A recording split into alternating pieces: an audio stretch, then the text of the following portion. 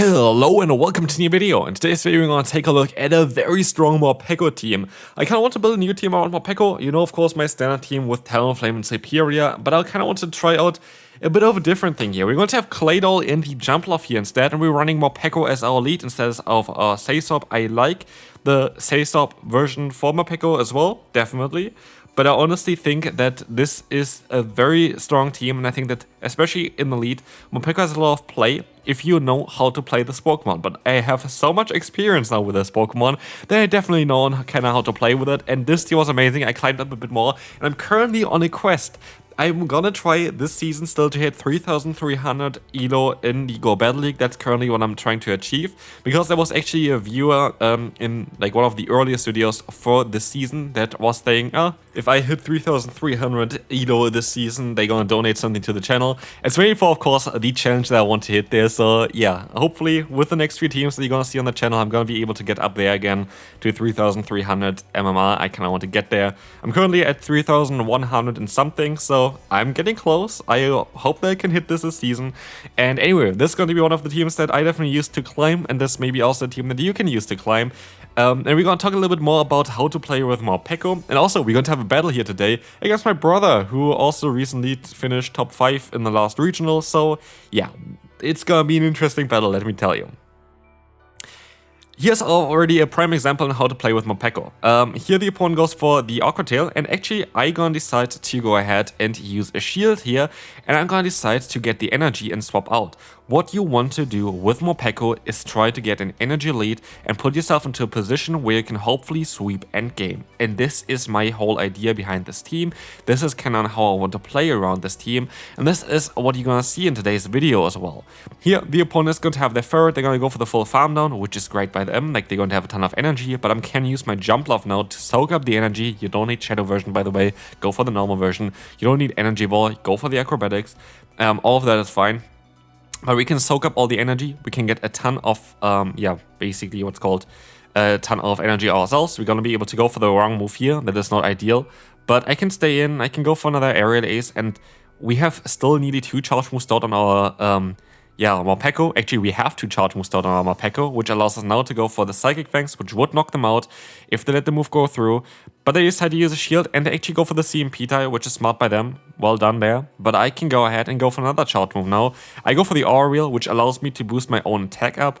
And let's see on how this is going to go here. We're going to be able to get the KO. We have the Ferret coming back in. I should be able to survive a hit. I have a 1 fast move now advantage, basically against whatever is in the back. They're going to sub out. It's going to be the Azumarill, and we're in the Electric type form, which means we're going to have a buffed version here of our Wheel, which is not going to one-shot them, but 1 more fast move is all it takes to knock them out. And with that, we are going to be able to win this battle, and we can move on to the next opponent. And you're going to see it here more often as well. I'm going to try to play around a lot of like those more easier matchups even in the lead, to play it a little bit differently to keep some energy for late game. And this is the thing here as well. I went for Psychic Fangs. I would be able to just win this battle here against the opponent's Malamar if I just went straight for the Aura Wheel the entire time, because this would allow me to go ahead and basically, knock them out all the time. I win CMP tie. I have the same pacing as the opponent. But here I was able to now bait out the Tinkaton. I have 90 energy on my Morpeko. I have the Tinkaton on the perfect matchup for us as well. We have to go for the Rock Tomb here still in order to do enough damage to knock them out in time, but that's fine by me. This is going to allow us to get the KO against the opponent. But like, what do they want to do against the Morpeko with that much energy, as well as that I have still energy here, which allows me still to go for another charge move. And I'm not going to go into my Morpeko now either. Let's see if they shield here. They do not. They're going to go down, and that's Corviknight. And yeah, Corviknight against Morpeko with 2 charge moves. Have fun. Well, the next one is going to be the non-super effective version of the Aura Wheel. It's going to be still a boosted Aura Wheel from a Morpeko. Stab, and we have now double boosted Thunder Shocks coming their way. Look at the fast move pressure that we have. And of course the Psychic Fangs as well here, winning us this battle kinda immediately, and we can move on to the next opponent. Dunsparce is going to be next, and again, this is going to be more of a matchup where you kind of want to swap out eventually. I'm going to go up to the Aura Wheel, and I can swap out and I catch the move, and funnily enough, they go for the Rock Slide, which doesn't make any sense at all, because like even the other move would have been better against our Morpeko. Of course, he would want to go for the Drill Run, but we're going to bait out the opponent's Drifblim, which is great. I am very happy about that, because now I can get a ton of energy.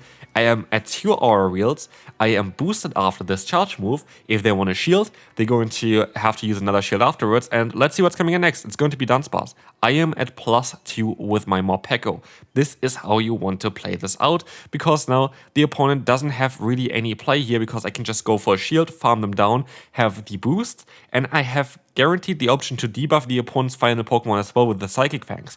It is going to be Toxapex, and look what's coming in. It's going to be the Psychic Fang spam, because it is literally exactly what we want to do here. It's exactly what we kind of want to have with our Morpeko. We want to debuff them the entire time. They decide to go for another shield. Can we go for another Psychic Fangs? Yep, we can. I think we maybe would have been even able to go for the other move there. They're at -3 defense. They are nearly dead. And they have to still deal with the Jumpluff, which has still a shield left. And Aerial Ace, which is going to be easily enough to knock them out. And so that is going to be a very good game here again. Thanks to how we kind of played with the Morpeko here. So yeah, good game to the opponent, I would say.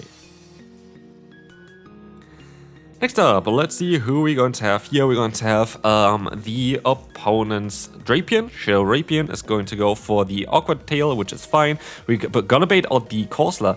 And again, this is actually my brother, I think. Yeah, that is my brother, that's Wireless here that I'm battling. So yeah, shoutouts to you. That's going to be an interesting battle for sure. Let's see on how this is gonna go. But what we will see here as well is we're gonna be able to swap out into our Jumpluff. Jumpluff is gonna go up against the Corsola and just takes the hits. I want to win this battle here with my other Pokemon. I want to win this battle here with my Morpeko, because I know already about the Drapion. I'm gonna go for the bait here as well, because I expect that they are going to go for the shield exactly. I don't know what they have in the bag yet, but as soon as I saw it, I knew kind of what I was up against, and it's going to be a very, very tight battle here. Let me tell you that. It's going to be a very interesting battle as well. We're going to be able to go for that Aura Reel here, which boosts our own attack, which is great, because now we can go for the shield. I can get some extra energy first as well, and we're going to end up with, yeah, a ton of energy, and we have the Aura Reel, which is going to knock out the opponent's Drapion. But I make a bit of a mistake here, because they have the Taurus in the back. I could have went for my Aura Reel again here, which would have done way more damage. Even though it's resisted, I thought it would be the better play to play it like this, but they're gonna swap out into the Corsola that sadly get me kind of low.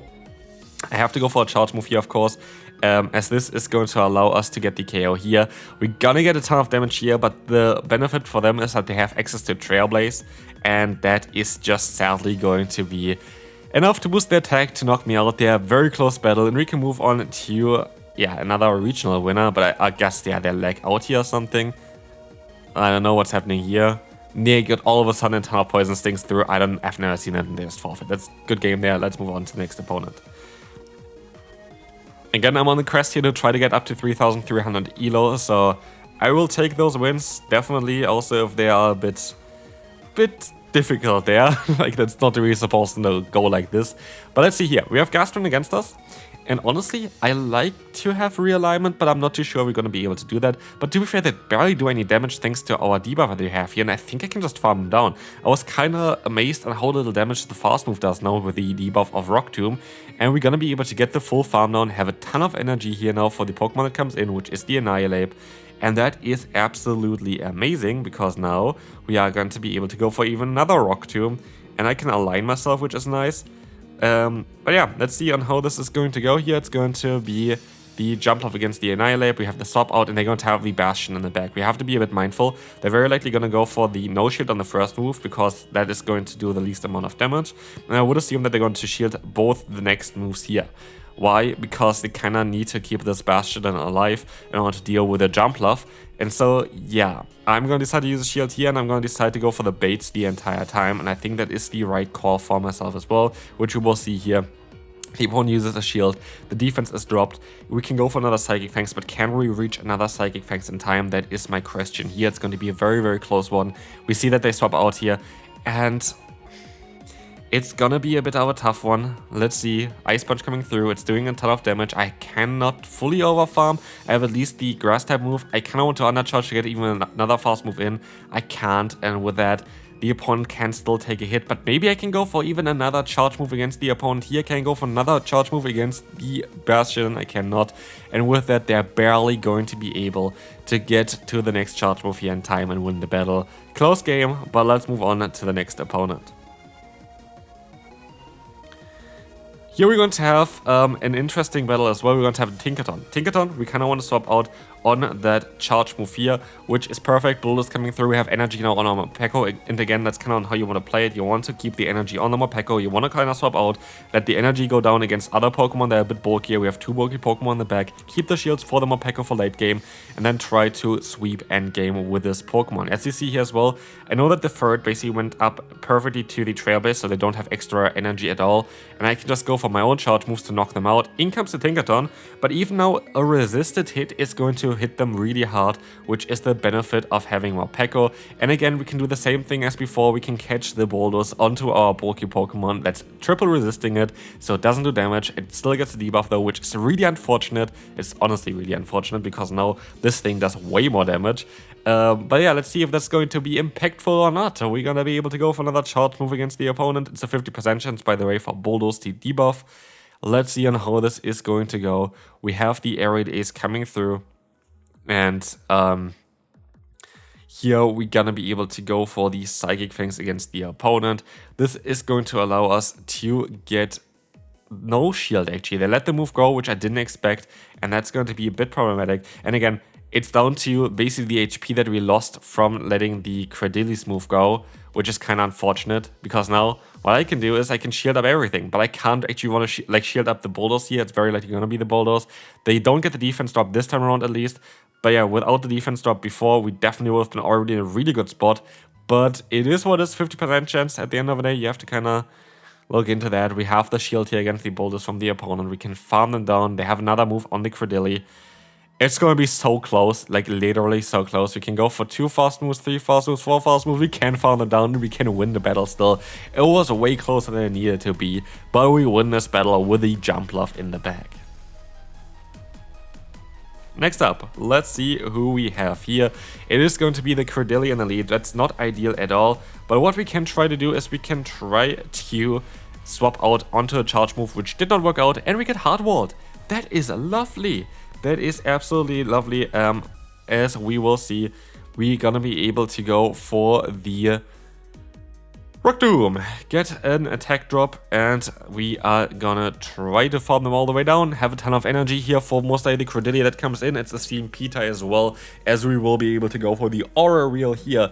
That is gonna get them to half of their health, and now we can kind of always get the boost while they try to debuff us, and that should be a matchup that we might be actually able to win as well. We're gonna go for the Psychic Fangs here, expecting a shield from the opponent, and they decide to shield here as well, which is perfect for us, as now I can swap out here, catch the move, and try to keep the health still on my Morpeko, hoping that there's something in the back that I can deal with, and I would assume there's something in the back that I can deal with.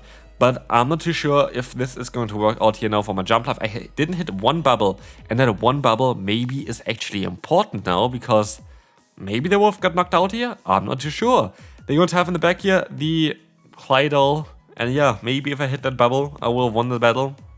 We will never know. Unfortunate, of course, very silly mistake. Here we go into our Jumpluff against the Diggersby. Interesting play. But again, I kind of want to win endgame with my Morpeko. I actually, by the way, ended with this team, and I think in like a 6-game win streak. And then I just stopped using the team. So maybe I'm going to go back using that team as well to hit 3,300 elo, because this team was absolutely amazing. But yeah, Diggersby against us, we have at least the super effective hit with Energy Ball. I decided against going for that though, because I didn't want to risk a CMP tie again. And we let this move go. I don't really need that. I thought of going to my Morpeko to just farm them down with Thunder Shock, but I was thinking it's most likely a bit too much. But I still get one more fast move in. In comes Tinkaton again. And you might think that is a bit of a silly play, but honestly it is not. Like, honestly, it's not a bad play at all. They're going to use a shield here. That is totally fine. I am going to be able to swap out a tiny bit faster than they can, but also I'm going to be able to do a ton of damage against them now. Like, look at this. Like, while it's resisted, it doesn't really look resisted to me here. And what we can go for is a shield here. I'm going to try to reach another move. Now I have to commit to it. I have to use another shield.